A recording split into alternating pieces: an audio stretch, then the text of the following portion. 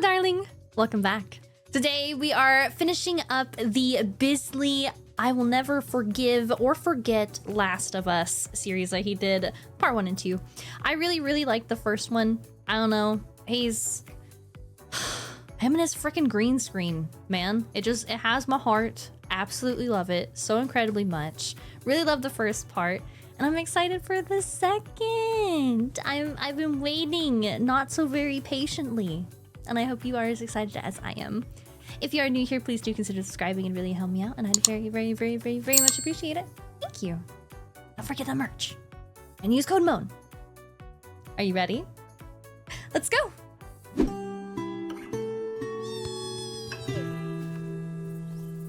The Last of Us is the kind of game that's so much better when you take your time. I always hear people talk about how it's one big long cutscene that lets you walk sometimes, and on one hand, fair. You can watch it like a movie, but all you're gonna get from that is a shallow movie-like experience. But if you slow down and take your time, maybe read a couple notes, listen to a couple audio logs, creep around in people's houses and touch all their things, you'll find these beautiful little stories that work in tandem with the main narrative to create an overall better experience. Now, pro tip.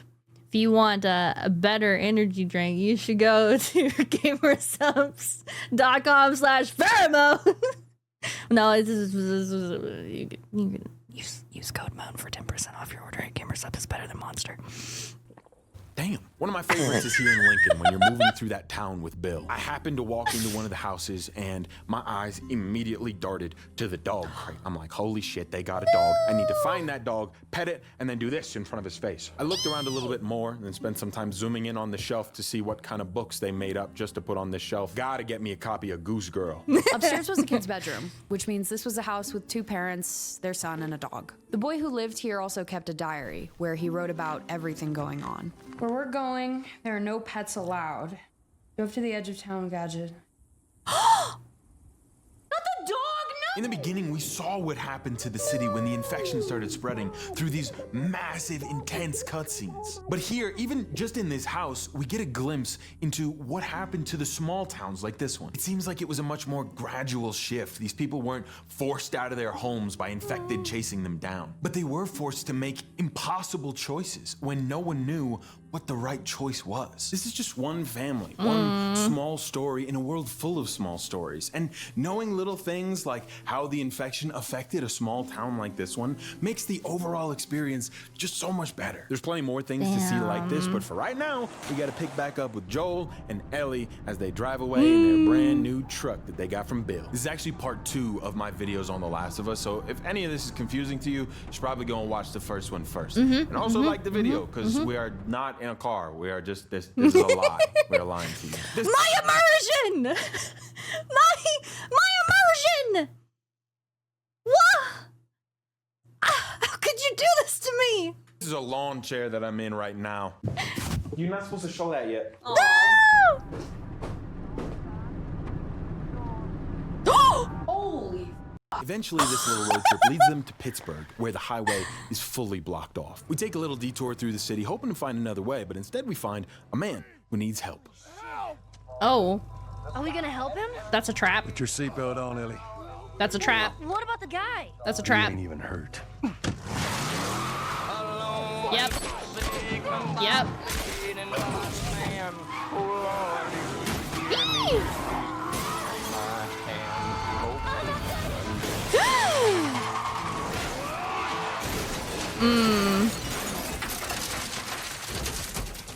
Yeah.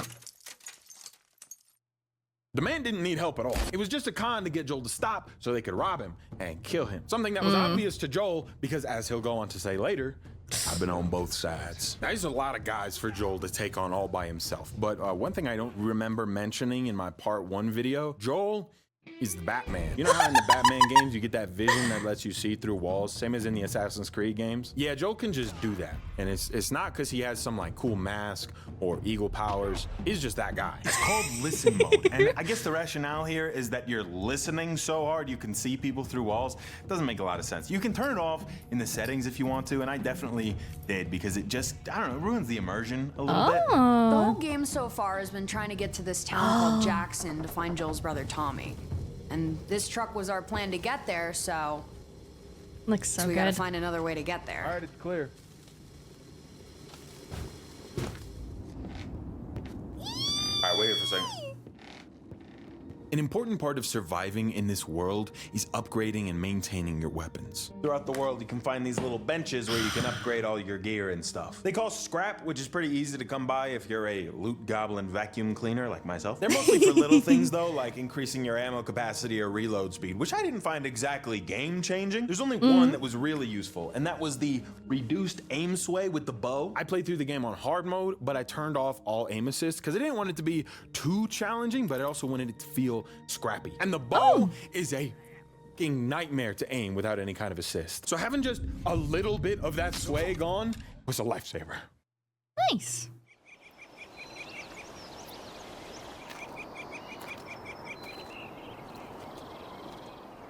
Is this a quarantine zone? Oh, you just What waltzing in. happened here? Probably got breached, right? Squid Game.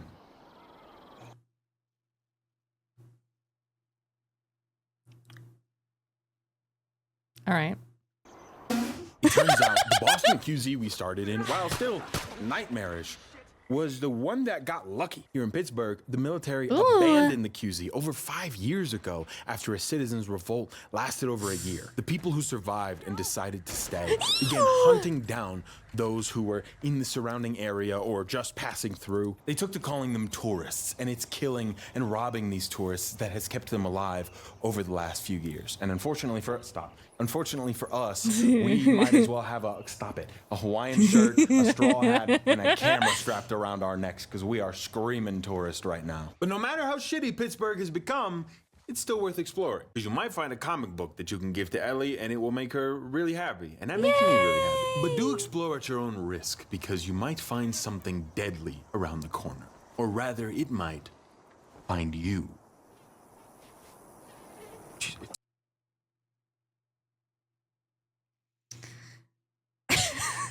Me trying to indicate that I like someone. Me thinking that I have major riz. Trying to indicate that I like someone. Rather it might find you. It's so hard to wiggle your eyebrows, dude. Ooh. Dude, the lighting that they do, it's so good. Ew. Don't like that.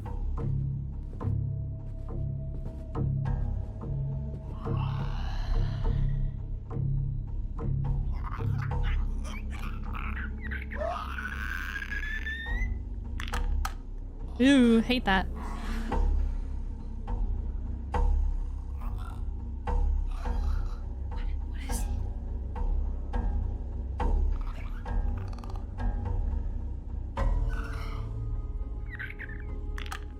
Oh my god. The jerking around. Don't you know? No! Oh no!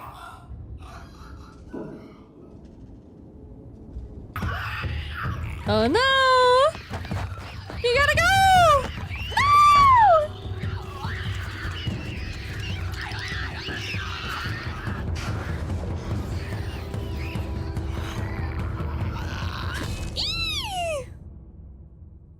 Ellie is a very strong character in this game, but up until this point, she's played a really passive role. But that isn't really by her choice. Joel just doesn't trust her enough to protect herself.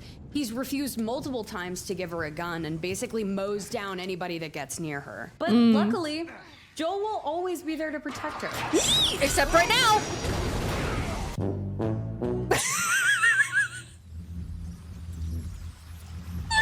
This is the first time in the game where I've ever actually started to get a little tense, nervous, palm sweaty, mom spaghetti. I think it's because there's this weird confidence that comes with protecting another person in a tense situation. And since none of the encounters so far were ones you had to do alone, I was thinking, no worries, this is gonna be a piece of cake.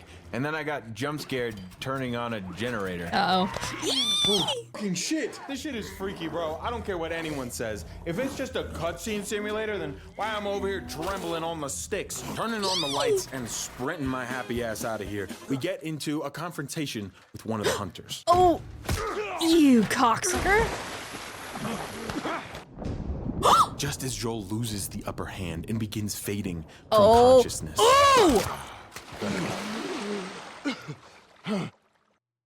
Yay! Squid Game.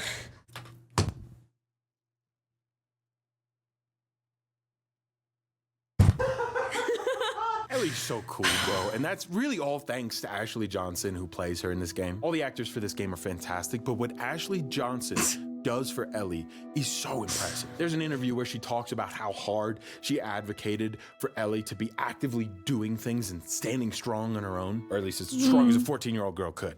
It was written that Ellie sort of was just kind of watching on the side, just waiting till he was done. And I was a little frustrated because I was like, well, if this were real life, I would do something. We did a couple of takes, and at some point she walked up to me and she said, I feel like I'd hit him. So we added in a part, like, you know, right there off the bat, she's not just this damsel in distress. Right there, she wanted to fight back from her very first day of shooting. Joel, kind of always being in dad mode, leaves him seeing Ellie as this incompetent child who couldn't possibly handle the cruelty of this world. But this moment is when something switches. She's proved herself time and time again to Joel, but it's not until this moment that all of that is paid off. He realizes that she was born into this world 6 years after the fall of humanity, and she didn't survive it for no reason. He also realizes that if she's gonna continue surviving, she needs to be strong enough to make it even when he's not around. Joel can't even muster up a thank you or a good job, Ellie, which clearly makes her mad,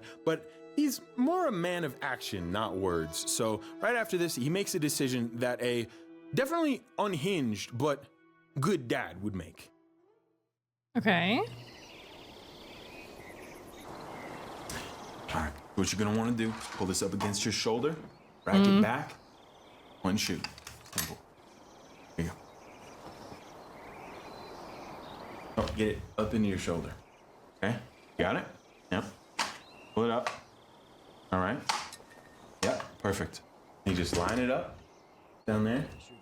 Now I want you to kill all those guys. Good luck. What? It's so weird. This is almost exactly like when my dad taught me how to shoot a gun. Except we weren't shooting people, we were shooting Gatorade bottles. And I wasn't 14. I was 8. Joel basically puts his life in Ellie's hands at this point, having her cover him from above while he takes out all the hunters in the courtyard. Oh! In the same way that the hotel basement was the first time this game got me anxious, this combat was the first time I had a real challenge with the game. To be fair, it really came down to just not having enough ammo and needing to get creative, but still, I kind of get the feeling that this game pulls its punches for almost the first 5 hours, making that bit a slog to get through gameplay-wise. But it's once you get here that they actually throw a significant challenge. I'm curious what y'all who have played it think, but for me, this is about when it started to get good. Shooting and bashing our way through the city, we end up sneaking into a room with these two brothers. No. No. No. No, I don't remember a lot from this game, but I remember this. Oh, no.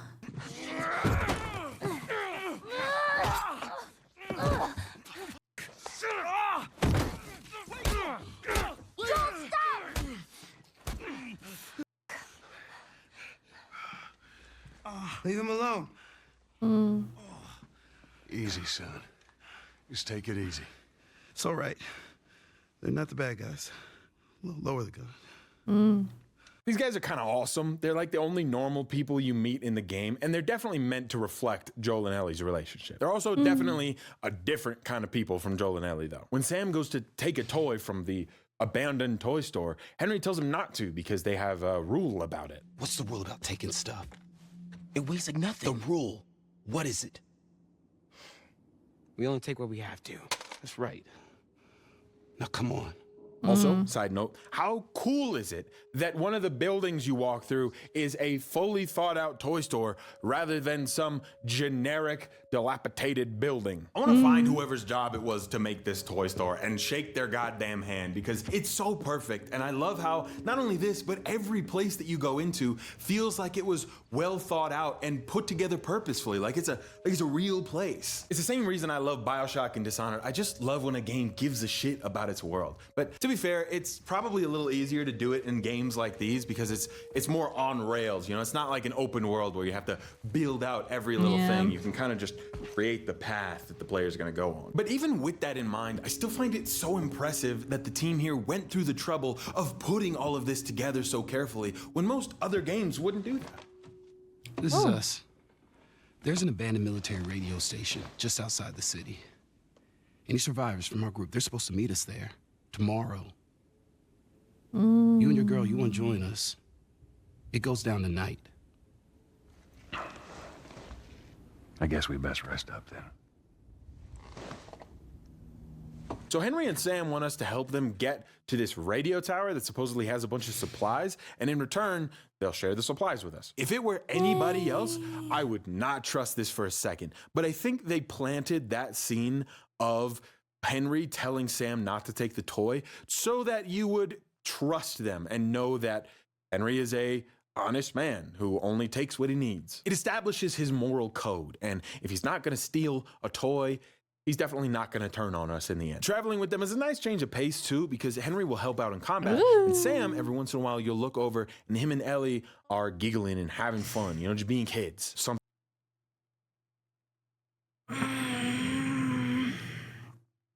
Yeah, just being kids, you know. Thing that is extremely rare in this world. You know, it's so crazy to me how fast this channel's been growing. I mean, you might not be able to tell, but this is the first video I was actually able to rent out a full studio to film in. I'm not in it right now, I'm just in my basement. Here are a couple pictures. This is what it looked like. It was kind of awesome. And I wouldn't have been able to do that without one, y'all showing up every time I post a video. I really appreciate that. And two, without the sponsor of this video, Odoo. They paid for it pretty much. Odoo is an all-in-one business operations platform. They've got a ton of stuff on there, but what I think y'all would be most interested in is the website builder. I mean, a good website is pretty crucial for any business, and Odoo not only makes getting a quality website accessible, guys, I think I need a they website. make the entire process real easy. All you have to do to build the website is put in a little info about what you want your site to be, pick a theme, and then Odoo will create this great jumping off point for it. They did ask me to make a website related to my content, but I saw a blacksmith option while I was scrolling, and I thought that was way cooler. And from here is where all the magic happens. You can change the text around, change the orientation, and switch out all the images for some more custom ones.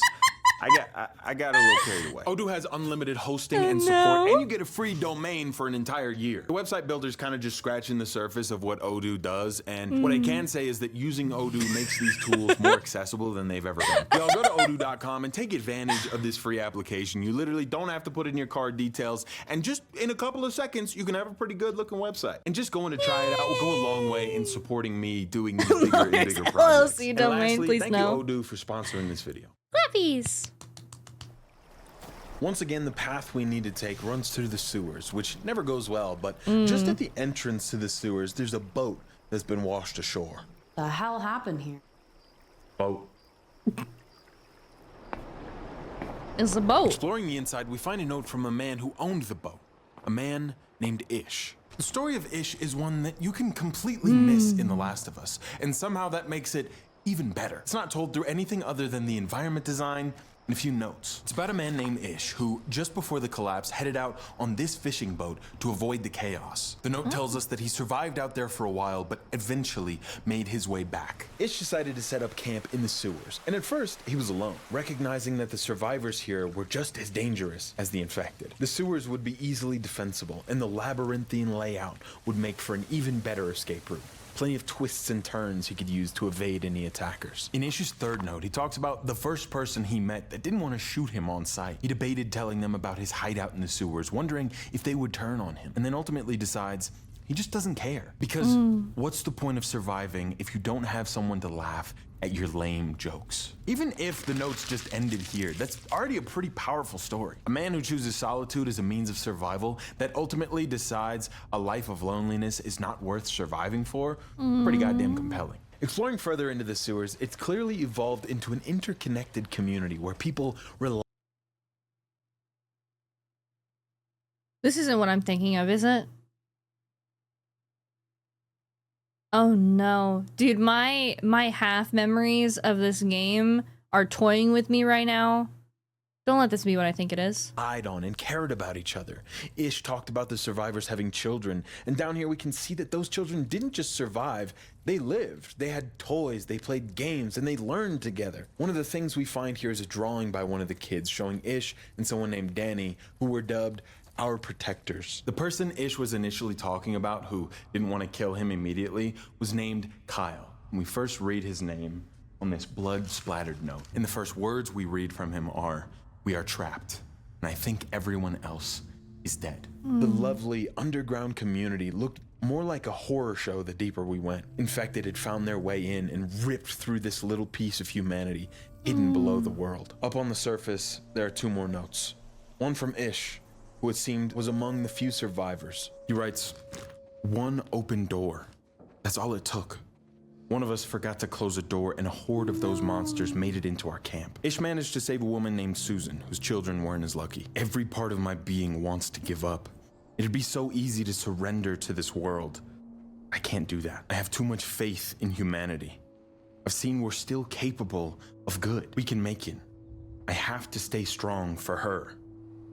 Ish." He risked everything to not be alone anymore, and just like for everyone else in this world, it ended in disaster. But even still, he presses on and believes that humanity is worth fighting for. A perspective that is fresh at this point in the game. Another note, this one from Kyle, where he talks about taking Ish up on his offer to join him in the sewers. It ultimately led to a brutal fate. It seems that this house was his original home before moving to the sewers, and by the looks of the town, it doesn't seem like he would have fared any better up here. But who knows, maybe he would have survived if he chose something different. And maybe Ish wouldn't have had to watch all of his friends die if he never reached out in the first place. But there is another note that I didn't tell you about the third or fourth one from Ish. He writes to Susan and says, "I hope you don't mind, I gave the kids a couple of water guns, so of course, I've been drenched all day." And he's got a big old smiley face on there. "See you at dinner tonight, but fair warning though, Kyle is making his special meatloaf again." And I think that's the anguish emoji. They weren't just strangers surviving together. They became a family. Just for a second, imagine that moment. All of them running around in that little sewer home, playing with the water guns, shooting at each other, laughing. There hasn't been a moment in this entire game that is even close to that pure and truly happy. This is the shit that gets me, man. Like, Ish knew from the beginning that this could end in tragedy. And it did. But moments like that with the water gun, a family like that, that's worth risking everything for, dying for. And it's what drives Ish to pick himself back up and keep trying. It just punches you in the gut, man. Like, everything ends, everyone dies, and if you let yourself be so terrified of that truth that you never live, then what was the point? And while I have this existential crisis, Ellie and Sam playing with darts. Yeah. That's such a fun time. Isn't it so cool to be a child and naive to the ways of the world? I hope Ellie always stays that way and never changes for the worse. This lighthearted moment doesn't last for long though, as a sniper at the end of the road just starts popping shots off at you, quick scoping. You basically gotta work your way up stealth mode, sneaking around the sniper's vision until you can get in the house and beat his ass. And then you get to use the sniper, which is always fun. Sometimes in this game, you just get infinite ammo. It's almost like it's a little mini game. And I know it kind of undermines the whole looting and surviving off of what you can scrounge up thing. It's also fun, so I really don't give a shit. Ooh, that's a problem. You're okay. Still here. Anybody hurt? No, we're good. I think it's time we quit this place. Come on. Let's go. Eventually, the place gets overrun, and we escape out the back, heading to that radio tower with all those supplies. For once, they actually completed an objective and they got a chance to rest and hang out, eat some canned peaches, and just laugh. Joel talks with Henry about motorcycles he once rode, and the two bond a little bit. It's actually kind of nice. Ellie walks off to go see what Sam is up to, and he's uncharacteristically quiet. I'd say we all did pretty good back there. Especially you.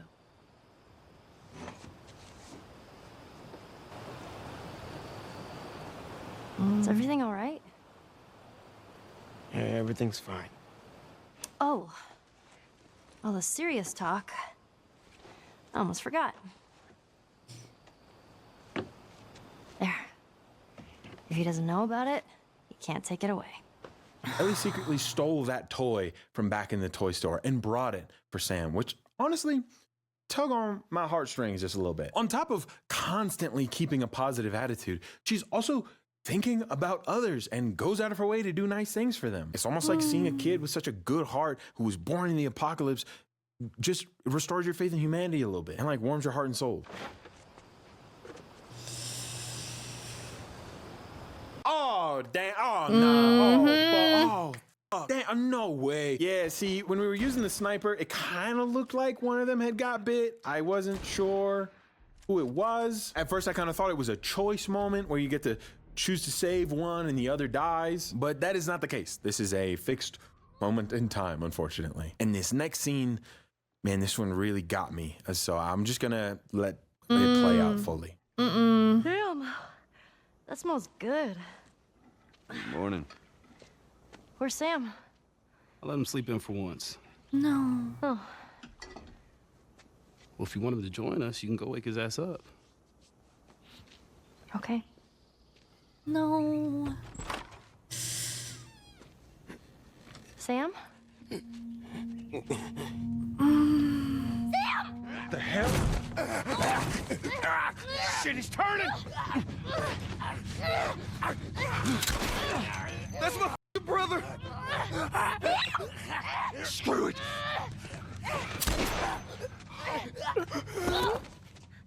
Shit! Ellie? Ellie, are you all right? Oh my god. Sam? Oh no. Sam? Henry? Ellie, stay there. Henry? What have you done? I'm gonna get that gun from you, okay? Oh, okay, easy. This is your fault. This is nobody's fault, Henry. It's all your fault. Henry! Henry, no!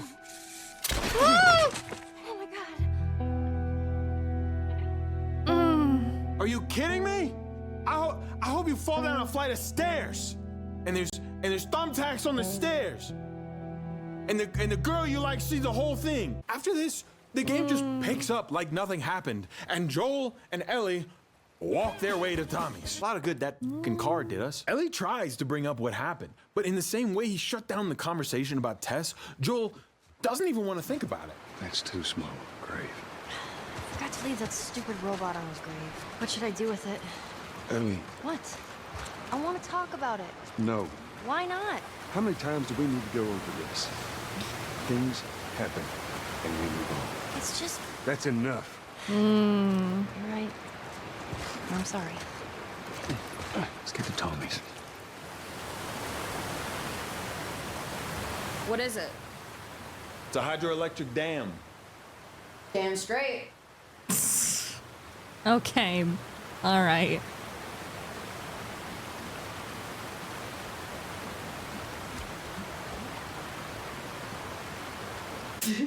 The hydroelectric dam. Damn. Damn. Damn. Damn. It's a hydro.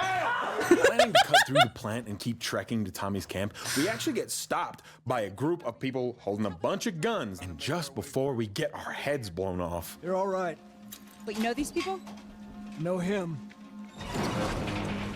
He's my goddamn brother. Tommy. Holy shit. How you doing, baby brother? Goddamn. Yeah. Ellie, right? Yeah. What brings you through here? It's kind of a long story. Why don't we bring him inside? Yeah. You hungry? Starving. Tommy and his people are actually here to fix the generators and use the power back in Jackson. He gives us a little tour of the place, and goddamn, I don't think I've seen a single group of people work together this well, unless they were trying to kill someone in this game. Also, they got horses. Best they have. Hunts! There's a hunt! Kind of just a peek of the game. They say that in an apocalypse, we would all turn on each other, but honestly, I think stuff like this is far more likely to happen. I guess the idea is that only the worst of humanity would survive such a horrible thing. So maybe I'm wrong. I could probably just look up a study or something. I don't feel like it. It just seems like the more likely thing. I don't know. Tommy's wife takes Ellie off to teach her how to ride a horse, while Tommy and Joel have a little moment together. It's tender, it's sad, it's emotional. It seems like Joel and Tommy had some kind of falling out, likely due to Joel's extremely brutal nature. Hey, were those waist-high walls? God damn it. Eventually, when they get a moment to talk alone, we get a better idea of why things are so tense. I've been on quite the adventure, little brother. I reckon it's got something to do with that girl. It's got everything to do with that little girl. She's immune. Immune to what? Come on. I know, I've seen her breathe enough spores to take down a dozen men. And nothing. All right. I'll bite. Why bring her here? I was supposed to deliver to the Fireflies. The way I figure they're your boys. You finish the job, you collect the whole damn payment. I haven't seen a Firefly in years. You know where they are. Now, I'm not asking for much, Tommy. I just want some simple gear, enough to set me on my way. What makes you think I'd do this for you? This isn't for me, Tommy. This is for your damn cause. My cause is my family now. You ain't talking about some walk in the park here. Jesus, boy. Have Maria get some of your born-again friends to do it. They got families, too. Tommy, I need this. So Joel plans to leave Ellie here with Tommy, let him just fully deal with her, and go off on his own. It seems like they've made so much progress in trusting each other and getting Joel to open up that it seems like such an awful step back, such a knife in the gut. But it's accurate. Oh, but it's accurate. Because, okay, if you have anyone who's like emotionally stunted in your family, or even a friend, or like someone that you've been close to, they don't handle the emotion. They're going to avoid it. They're going to try and get away from it. And it's accurate because it scares him. It scares him to think that something would happen to Ellie because he's getting close to her. And then it scares him that scares him. So it's not good, but it's accurate. It does make sense.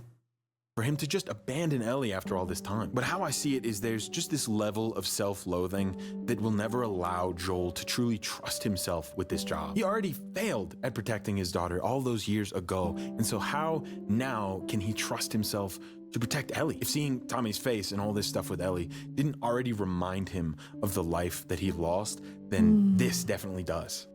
This is how you gonna repay me, huh? Repay you? For all those goddamn years I took care of us. Took care? That's what you call it? I got nothing but nightmares from those years. You survived because of me. It wasn't worth it. I bring you the cure from mankind, and you want to play the pissy little brother. We ain't back in Boston. You lay your hands on me again, it won't end well for you. The hell is that? We're under attack. Oh, and look, we're under attack. Who could have foreseen this? What are we gonna hide behind? Bottle. I got an idea. I've noticed that a lot of the emotional moments in this game are cut short by some kind of encounter. I thought it might be a coincidence at first, but this is like the third or fourth time it's happened. It may be that they just didn't know how to write a long, drawn-out conversation with a character like Joel, who is actively working against every conversation ever had. But I don't think giving him an out every single time was necessarily the best choice. After all said and done, Tommy agrees to take Ellie, and she notices immediately what's going on. She knows the yelling is about her, and so she does really the only thing she can do. Joe! What is it? That girl of yours. She took one of our horses and rode off. Damn it. Which way? This already sucks so much for Ellie, but I need you to imagine how many times she's already been abandoned during her life. Orphaned instantaneously, dropped off in military school by Marlene, ghosted by the girl that she likes to become a Firefly, only for her to then come back and die instantly after they have their first kiss. Ellie is losing and mourning over and over again, and now she's got to start again. Meanwhile, Tommy and Joel chase down Ellie and find her at this abandoned farmhouse.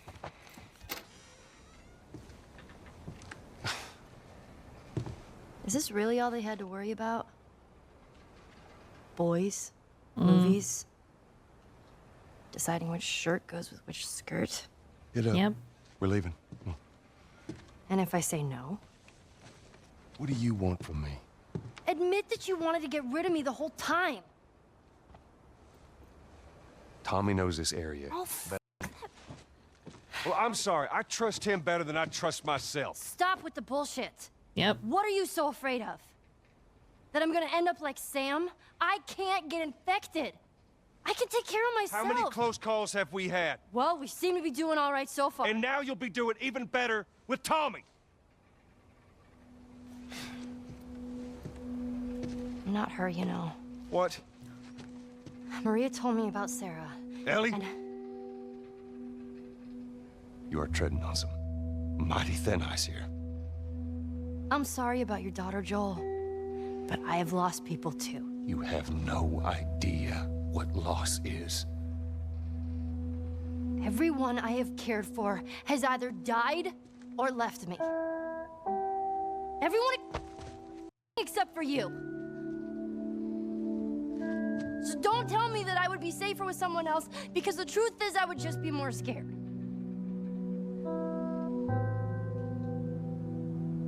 You're right. You're not my daughter. And I sure as hell ain't your dad. And we are going our separate ways. Get it together. We're not alone. Oh my God, no! Oh, you dick bag. Oh my God, no, I'm gonna cry uncontrollably. Oh my God. Oh. Oh, that was not good. Oh, that was not good. Oh, holy fuck, I need a second. Oh my God. Oh, this isn't even about the actual fucking game. Hold on. Whoa, we're in funny time. Whoa, hold on. Whoa, dial it back. Oh, we're in funny time. Oh my great God. Oh my God.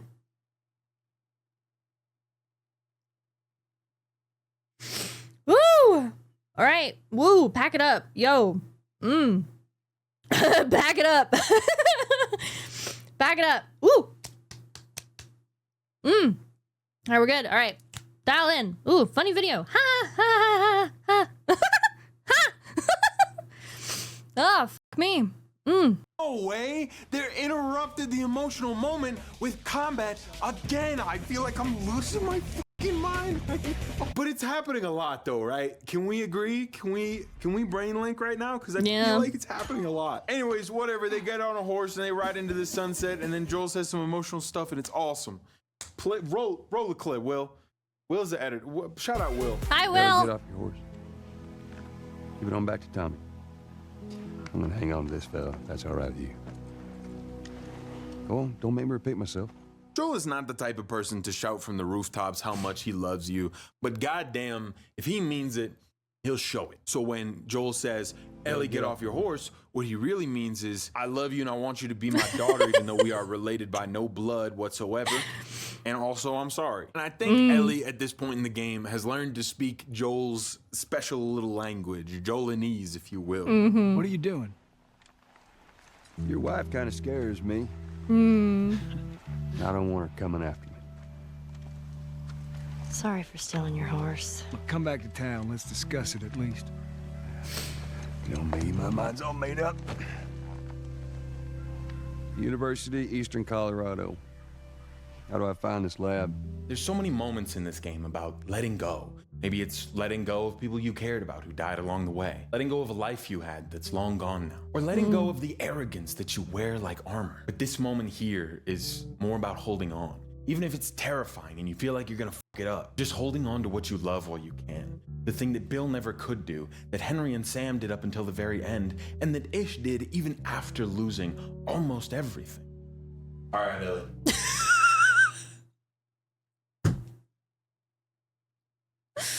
All right. Thank you. I needed this. I needed you two on inflatable haunches. I did need this moment. Thank you very much. I appreciate you. Get out of here. Yay! I like the trees. It's so crazy to see how Joel and Ellie's relationship has evolved over the course of the game. What I love so much about it is that you get these moments where the characters are clearly shifting their perspective, but it's never forced or unearned in any way. My biggest problem with the TV show is that it has such a limited runtime and it doesn't allow the relationship to progress as naturally as it does in the game. The show has like half the runtime of the game, and even then they chose to use a lot of that runtime focusing in on other characters in the story, even having a full episode dedicated to the DLC. And sure, they hit all the story beats, but they're not as meaningful without the time spent in between with those little moments. They could never really recapture the emotional hook of being the one pressing the buttons, keeping Ellie safe throughout the entire game. This isn't even really just a problem with The Last of Us. It's any non-interactive adaptation that's trying to retread the ground of interactive media. Video games give us this gateway into a world that really can't be replicated by television or movies. Of course, there are exceptions to this, like the Mario movie, because Mario doesn't have a lot of lore. He's really just a weird plumber who likes to jump on Goombas. I'm Mario. I'm gonna jump on the Goombas. Cinema. This is my brother Luigi. I don't think the hat works. Because it's green. Okay. In the case of The Last of Us, I do think it's better than any other adaptation we've seen, but I wouldn't say that it like goes above and beyond or even meets what the game was able to do. This may be off base, but I think the show about The Last of Us could have been a lot more interesting if they just focused in on stories from other characters within the world rather than just trying to do the same thing. You could have used it as an opportunity to add on to characters like Tommy or even a prequel with Joel. Like imagine a show that follows Tommy and Joel within that time skip and you get to watch Joel become that like vengeful spirit. They could have done a show following the Fireflies, or, you know, they were clearly passionate about telling a story with Bill. They could have just done that for a full show. If I had to choose from those, I do think a show about Tommy, following him from the time we see him in the prologue to when we meet him at the hydro plant, could have been really cool. But what do I know? I'm just a YouTuber. Drop it. Yep. Once we're here at the university, we just spend some time wandering the campus, solving a couple minor puzzles, searching for any sign of the Fireflies. The dynamic between Joel and Ellie here is so night and day from the beginning, where he never even gave her the time of day before, and now they just sit around talking about their dreams. Well, when I was a kid, I used to want to be a singer. Shut up. I'm serious. Sing something. No. Come on, I won't laugh. I don't think so. They take the horse as far in as they can, and then continue on foot, exploring the rest of the campus.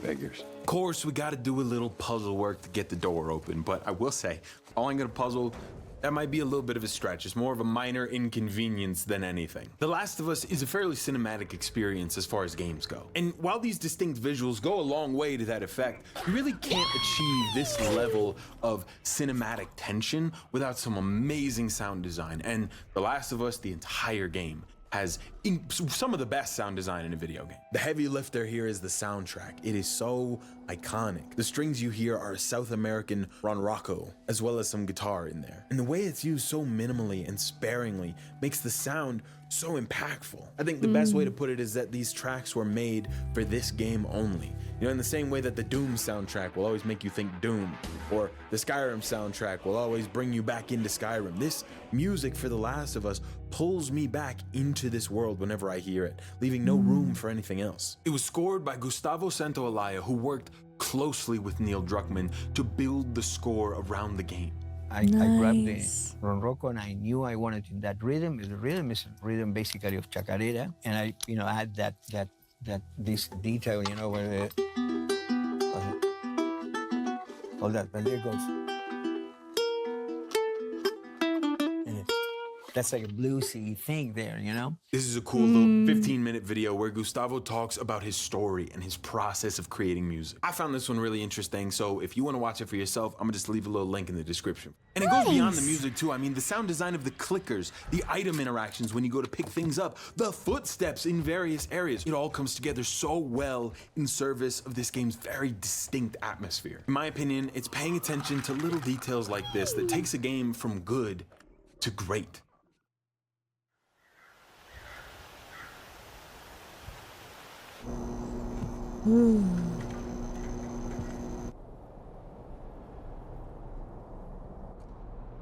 Oh, I don't like that.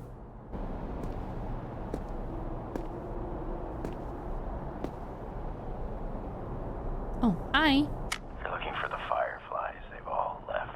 Listening to the audio log someone left here, it seems the fireflies that did live here have all fled to Salt Lake City. Yes, they went for the same dead end a second time, but seeing how easily the QZs and even just any city can fall, it's not a shock that the rebel militia moves around a lot. Joel and Ellie are also getting their information from people who do not have cell phones. Tommy has not been a firefly for years now, so it's not like what they're hearing is ever very up to date. Yeah. Not out there. Uh-oh. Get down! Seemingly out of nowhere, these hunters show up at the university. Joel may be the fatherly apocalypse Batman, but he's not convincing.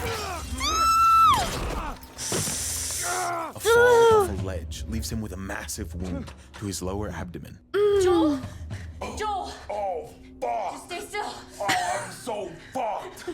Oh my god! It's over, dog. Get the fuck out of here. Yo, no, you're fine. Nah, No, we dude, can nah, totally fix dude, this. nah, No, dude. no, okay. Nah, Ready, dude. ready, Fuck ready? this. Nah, dude. Nah. Nah.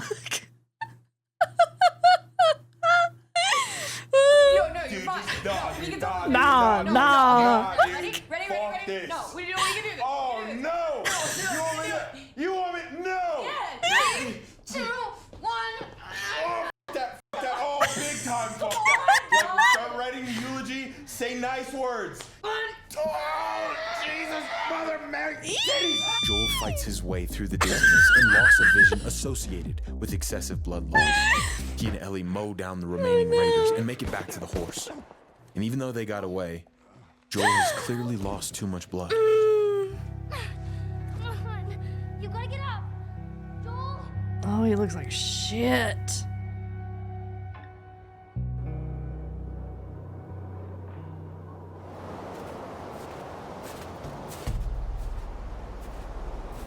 Oh, here we go.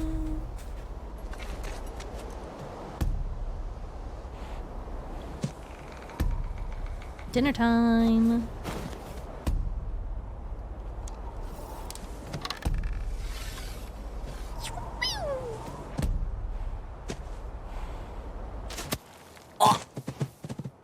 Damn. We pick back up in the snowy forest where Ellie is attempting to hunt for food. What happened to Joel is left entirely to the imagination at this point.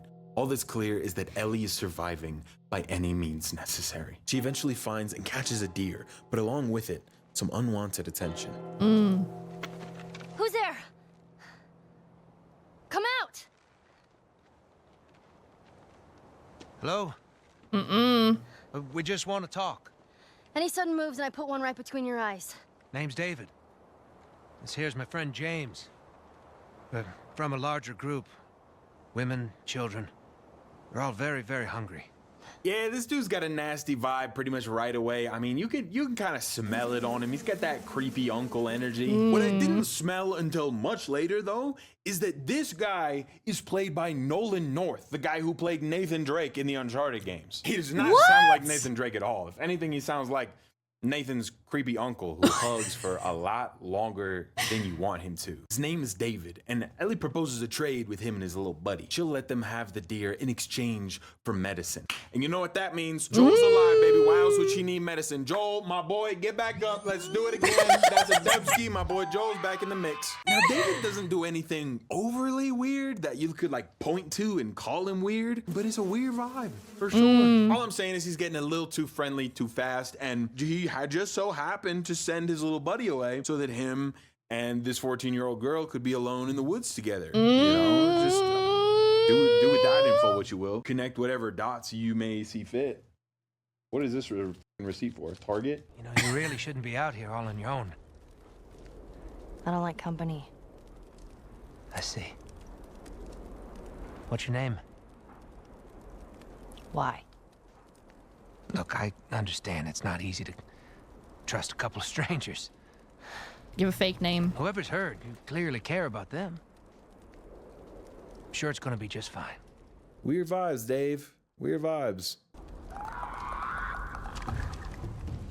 Now, this is the first time in the game we get to play as Ellie, and it's kind of crazy how different it is. I mean, she can shoot pretty much the same as Joel, but she's a lot more dexterity-based than our 5'11" King, Joel Miller. In my script, I wrote 9'11" King. I think what I meant by that. Dude, if he was there, he would have stopped it, I'm pretty sure. Do you think Joel could have stopped it? Let me know in the comments. Drop a comment, dude. You move so much faster, which is awesome, but the trade-off is not really being useful at all in a hand-to-hand scenario. This little section where you have to fight off the hordes alongside David was kind of frustrating for me because it just kept running out of ammo. I actually think overall throughout the game they do resource management pretty well, but it's moments like this where we're switching over to Ellie, we haven't had a chance to loot, and the game just arbitrarily decides how much ammo we have, that the lack of ammo was just annoying for me because it was no longer my fault that I didn't have ammo. It was the game not giving me enough and then putting 1,000 zombies in front of me. I mean, I guess David kept trying to give me ammo, but I don't want your ammo, dude. I don't like your aura. Your chakras are way off right now. You know what? I'm gonna take all that back. Who needs ammo when you have the rawest stealth takedown of all time? After dealing with the horde, David's friend comes back with the medicine. And you know, I definitely thought it was gonna be a trap, but he actually came back. So, you know, David seemed to have this forced positivity with Ellie, like he wants something from her. And as that becomes a bit more obvious, he finally reveals his true intentions. He said that the others had been slaughtered by a crazy man. And get this, he's a crazy man traveling with a little girl. You see? Kill him. Everything happens for a reason. Kill him. Shoot. Ellie rushes back to Joel, who she has stashed away in a nearby No, house. should've She shot. has no idea what to do with the medication, and honestly, why would she? So she just kind of stabs him with it and hopes for the best. She lays down next to him, and I just love at this point how she fully accepts him as her papa. Like, I mean, David was trying so hard to get her to warm up to him, and she wasn't hearing none of it. That, compared against how she's acting with Joel now, is one of this game's subtle but not so subtle ways of showing the relationship growth between these characters. Because, you know, at one point she was treating Joel that way, and now they are buddies. It's a nice moment that's short-lived as David's men have followed Ellie back to this town. Ellie does the only thing she can think of to protect Joel and lures them away on horseback. Now, based on what they're saying, it seems like David has ordered these men to take Ellie back alive, but the problem is Ellie has murdered like 50 to 100 grown men. They are definitely not looking to bring her back alive. They are fully ready to kill this 14-year-old girl. Not good. Ooh, not good.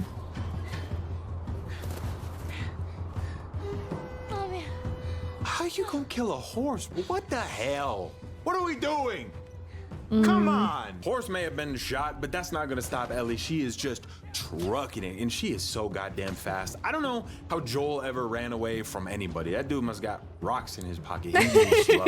I really think of all the games I've played, The Last of Us has the best voice acting. All of the voice talent is on point, but also the cast is an incredible lineup. Nolan North on Creepy Uncle, obviously Joel and Ellie are perfect casting. And I don't know if you've noticed, but all the goons are voiced by Yuri Lowenthal, the guy who plays Spider-Man, and Sam Riegel, who was in a bunch of stuff, including Critical Role. It's actually crazy how many Critical Role voice actors are in here. Eventually, David finds you and chokes you out, claiming that he's saving your life. Keeping you alive here. It's just a weird way to Should've save shot him. my life, bro. But you know, I guess whatever. Should have shot him.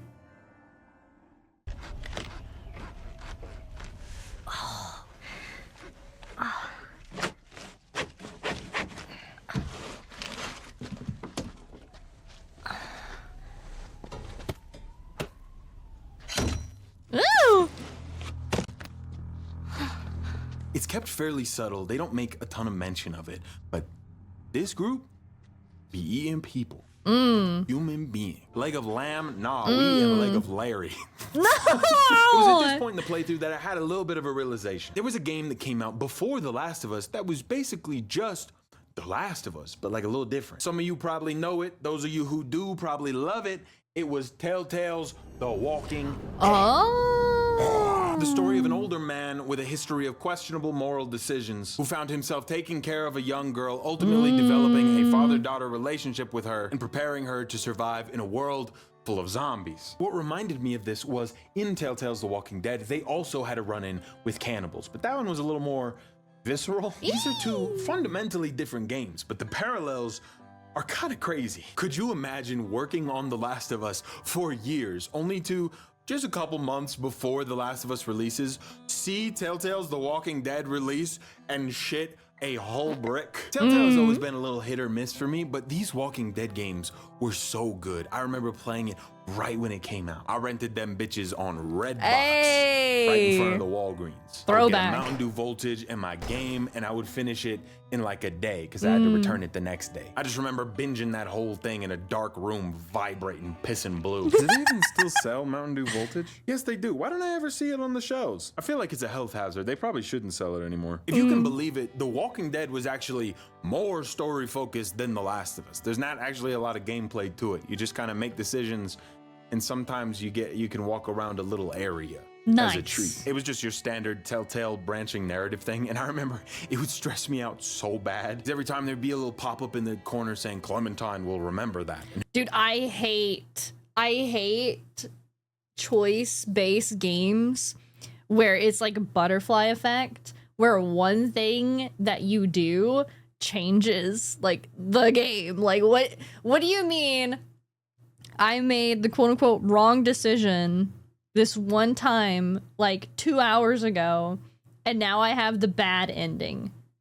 I don't like that. They make me way too anxious, and I do not ever enjoy that experience. I'm gonna be honest.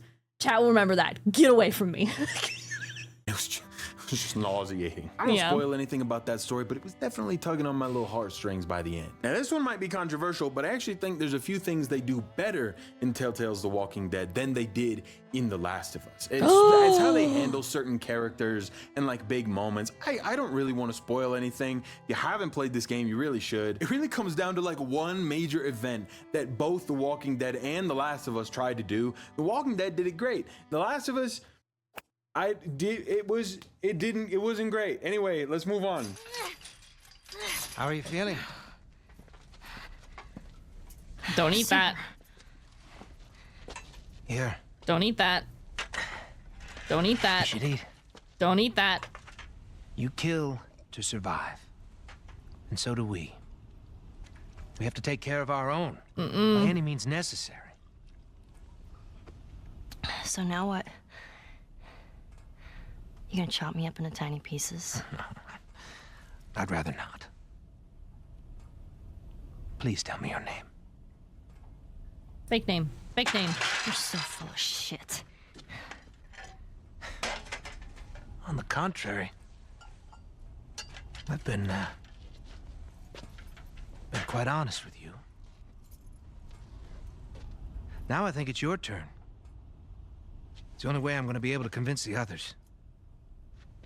Convince him of what? That you can come around. You have heart. You're loyal. And you're special. I told you! I told you! Bad aura! Chakras all misaligned! No! Nasty! Kill him! Ellie breaks his thumb, goes for the keys, and even though she doesn't make it out, she does deliver the hardest line in this video game. Ellie.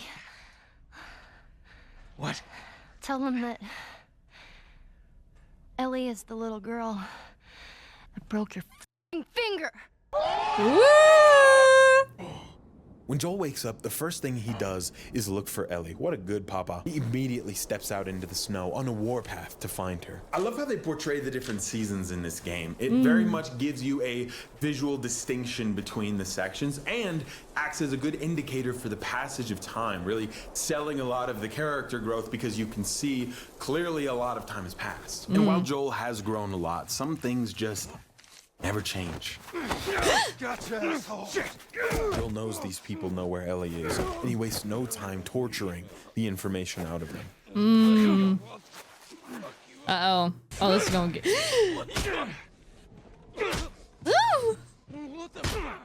It's a good reminder that, well, yes, we've seen a softer side of Joel lately as he opens up more to Ellie. He's still got this crazy murder hobo side to him. If anything, now that he has someone he's willing to die for, we see what he's capable of when he has someone he's willing to torture and kill for. Focus right here, right here. I'll pop your goddamn knee off. The girl. She's alive. She's David's newest pet. We're gonna mark it on the map. And it better be the same exact spot your buddy points to. Mark it. It's right there. You can verify it. Go ask him. Go on. I tell you, I ain't lying. I ain't.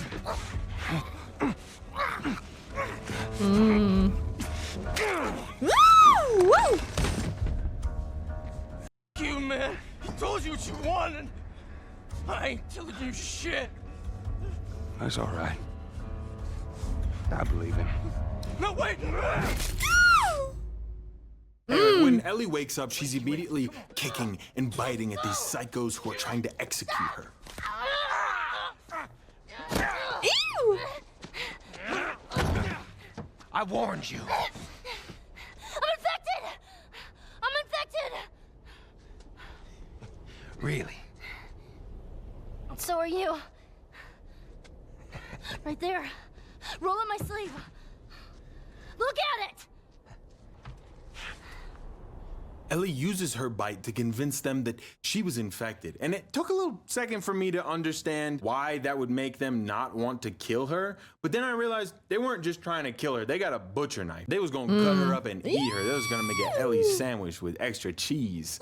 Because she's so cheesy, she makes her such cheesy jokes. Technically, she still is infected, right? She's just immune to the zombie part. So if she bit somebody, wouldn't they still get infected? Like the cordyceps is still wrapped around her brain. She's just still in control of herself. Okay, Den of Geeks article says it don't work like that. So I guess it don't work like that. I trust you, Den of Geeks.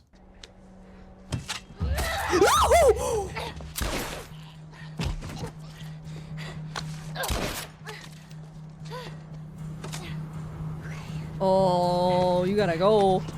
Ellie uses this opportunity to escape and frantically runs away under the cover of the snow and fog. Before she can fully make it out, though, David catches up to her, and the only boss fight in the game begins. You're easy to track. How did you do it? That's all right. This boss fight is actually pretty clever. You can't attack David head on. You have to get all sneaky and sneak up behind. But moving around the play space, you have obstacles like broken glass, and every time you step on it, David will come sprinting over towards you. While Ellie is fighting with David, Joel is blasting his way towards her. And I feel like in a lot of other media, what would have happened is Ellie would have been painted as a damsel in distress that needed Joel to come in here and save her. But instead, they let her have this moment entirely and find a way to save herself, even if it's really, really, really hard to watch. You think you know me? Huh? Well, let me tell you something. You have no idea what I'm capable of. I'm capable of dying, I know that much, bitch.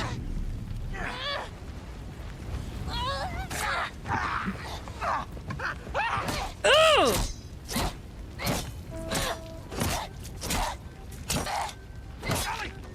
Stop! Stop! Touch me! It's okay. It's me. It's me. It's me. Look. It's me. He tried to. It's okay. It's okay. No. It's okay.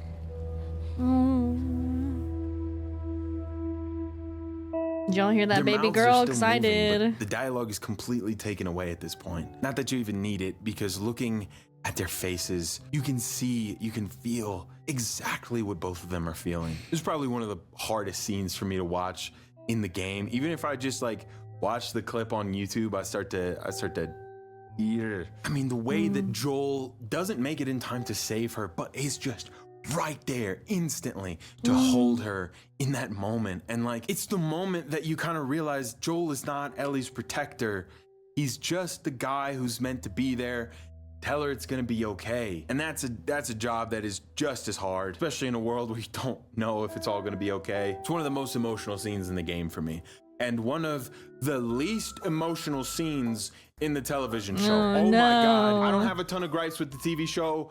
This is one of them. This shit pissed me off so bad. Why is it in the TV show, she runs out of the building and then he hugs her, and then she just has this like blank fucking stare on her face? Like, I get what they were going for. It is way worse. It is so much worse. Like in the game, Ellie goes from fight or flight to full on just letting herself go, letting herself sob into Joel. That is what he is to her. In the show, what are we doing? You don't get any of that. Okay, to me, the biggest problem is that the show is so two-dimensional. In this scene, they're focused on Ellie and Ellie alone, and Joel just kind of exists. And in a lot of Joel scenes, they're focused on Joel and Joel alone, and nothing else exists. But in the game, everyone is playing into each other in a way that builds the characters and the relationships between them at the same time. I'm sorry, I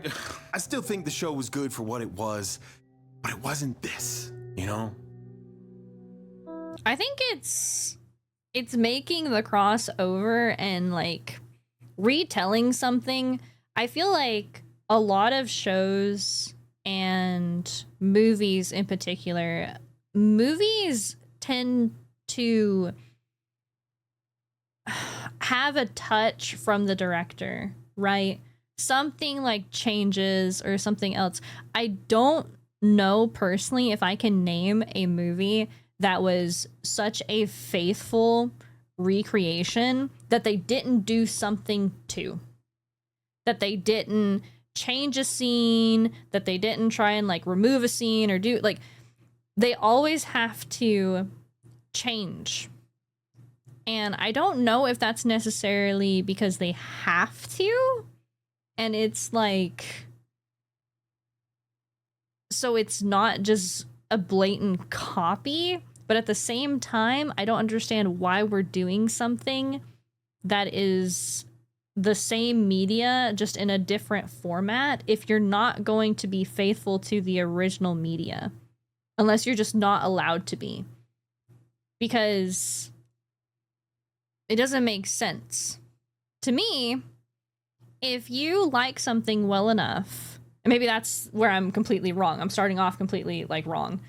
Because to me, it's if you're going to do something, it's because you like the original story, right? If you're going to translate it into a different format, it should be because you like that story. If you want to do your own version of the story, then like, sure, like do something like that. But if you are directly translating A, B, and C into X, Y, and Z in just a separate format, why are you doing shit? Why do you, like, that just doesn't compute to me. But I'm also not, I don't think I'm creative enough in either regard, whether it be game making or, you know, just, well, storytelling in general. I don't think I'm creative enough to think myself important enough that my version could be better. Like, if it's something that you're actually going to try and deliver to people for entertainment, you have to have some level of, I don't know, pride in what you think your vision is and that your vision is better. But I don't understand. I don't.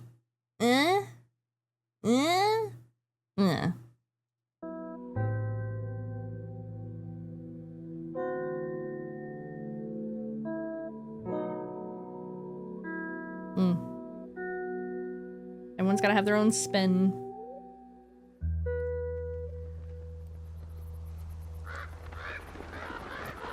When we pick back up with Joel and Ellie a couple months later, the dynamic seems to have changed. The snow has melted and they've made it to Salt Lake City where the Fireflies base is. Ellie just kind of has her mind elsewhere, and where Joel in the beginning would have begged for this kind of silence is now just concerned about her. And he does that classic dad thing where he tries to keep the conversation going and bring up like your interests. Yeah, once we're done with this whole thing, I'm gonna teach you how to play guitar.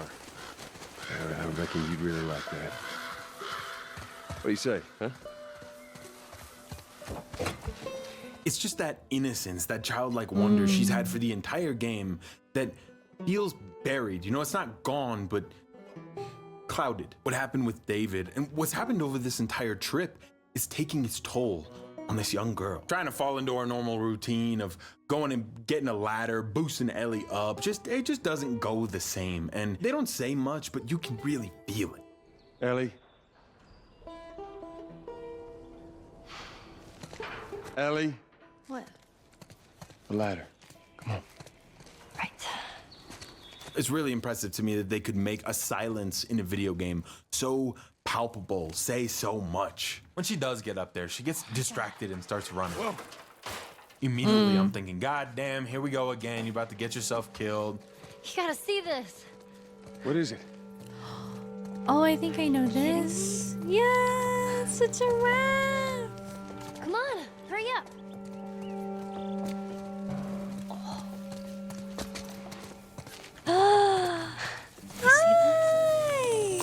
It's all right. Come here, come here. Hey, hurry up, come on. Come on. I've got to feed a giraffe before at the zoo. So f***ing cool. Oh, where's it off to? Oh, man. Oh! Wow. Look how green.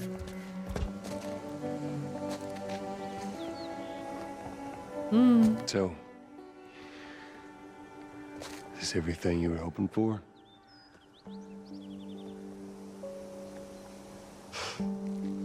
It's got its ups and downs. But you can't deny the view, though. This moment of downtime here is the last one we get. And you can sit in it as long as you like. They don't say anything, but the music just plays softly.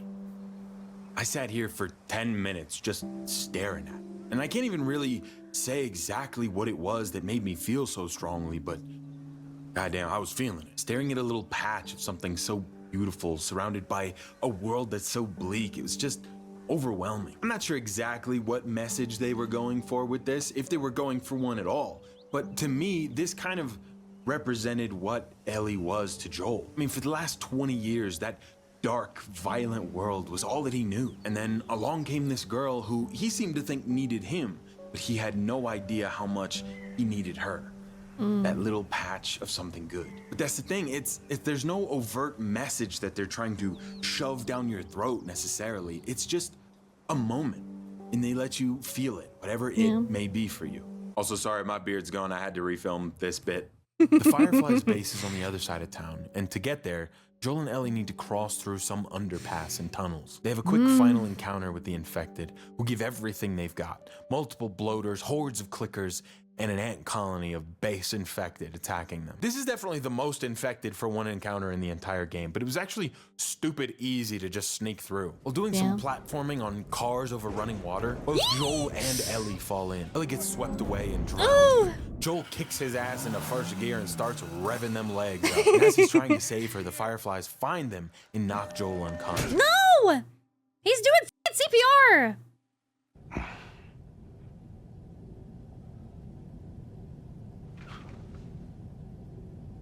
Welcome to the Fireflies.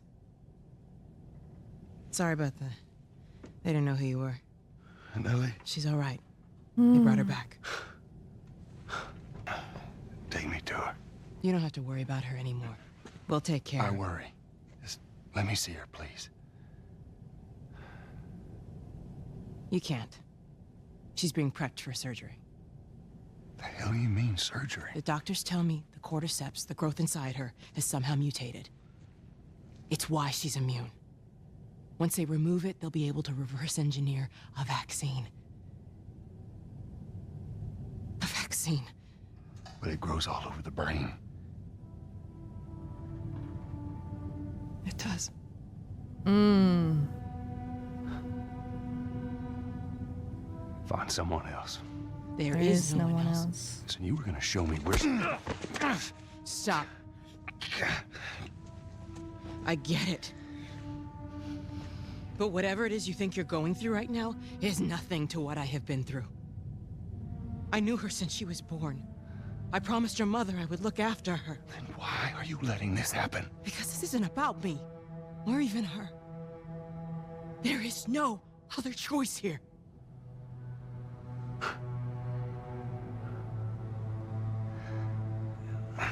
I'm with Joel on this.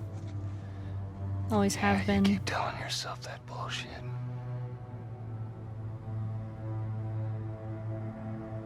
March him out of here. He tries anything, shoot him. Don't waste this gift, Joel. He can't lose her. And he does everything he can to make sure he doesn't, no matter the cost. Where was the operating room? I ain't got time for this. Where? Top floor, the far end.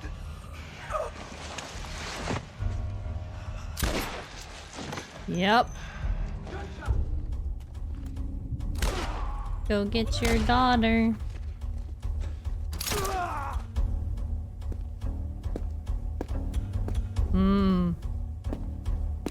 A choice was presented to him, one that I would say is a false choice.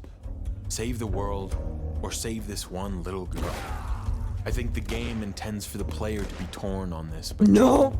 Answering this for him was as easy as breathing. And as the player, I never felt for a second like Joel was doing the wrong thing. I'm not exactly clear on it, but I've seen some discussion online about an audio log confirming that they were other immune people like Ellie in the world. And when they tried this operation, it still killed the patient, but didn't even produce a cure. From what I can find, this audio log was removed from any subsequent releases of The Last of Us, likely to make this ending bit a little more morally ambiguous. But even without that little audio log to confirm that the cure might not even be viable, who's to say that this dying militia of people who cannot get their shit together would be able to produce a cure from this? And even if they could, who's to say they could even distribute it among the people of the world? I mean, Ellie, for them, was the cure. And what did they do? Stick her with some random guy. Those are the people who are supposed to cure the world? I don't think so. And sure, you could say it's immoral to go on a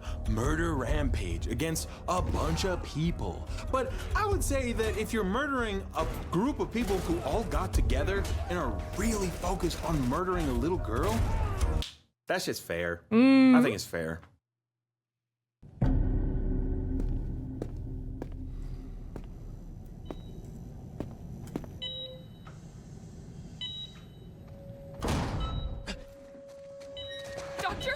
What are you doing in here? I won't let you take her. This is our future. Think of all the lives we'll save.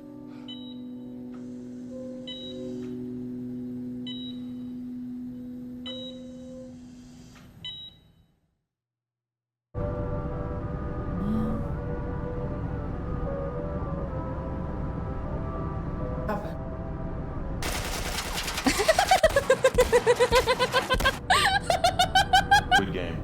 In the end, we take control of Ellie as her and Joel walk back to Tommy and Jackson. Carrying Ellie out of the hospital was the last time we get to play as Joel. Compare that to the first time we played as Joel, carrying Sarah through the city. He failed then, so he couldn't now, no matter the cost. This little girl is everything, not only to the world as a cure, but to him as a daughter. From the very beginning, this world tossed her aside, beat her down, and treated her like nothing until she was useful to it. And even then, she was more useful dead. Joel made a selfish decision. But maybe Ellie deserved to have someone who would make a selfish decision for her. A single person who didn't care what she could do for them, but just cared about her, would do anything for her. I mean, again, who's to say that killing her would have even led to a cure? And the thing I keep coming back to is, would this world even be worth saving if it meant sacrificing people like Ellie? I don't think so.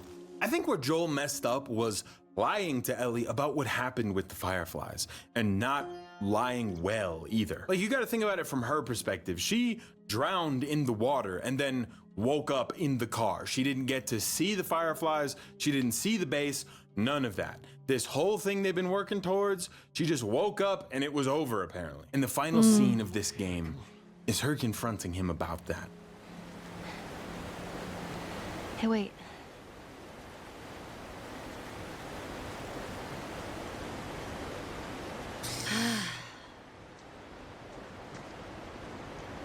Back in Boston, back when I was bitten, I wasn't alone. My best friend was there. And she got bit too. We didn't know what to do. So, she says, let's just wait it out. You know, we can be all poetic and just lose our minds together. I'm still waiting for my turn. Ellie. Her name was Riley, and she was the first to die. And then it was Tess.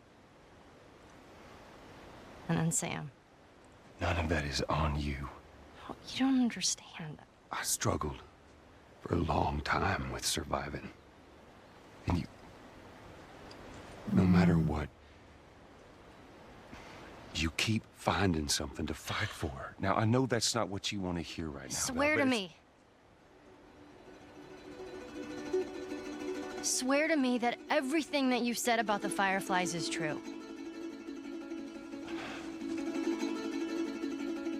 I swear.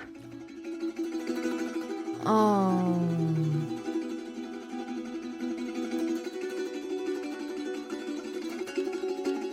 No. Okay.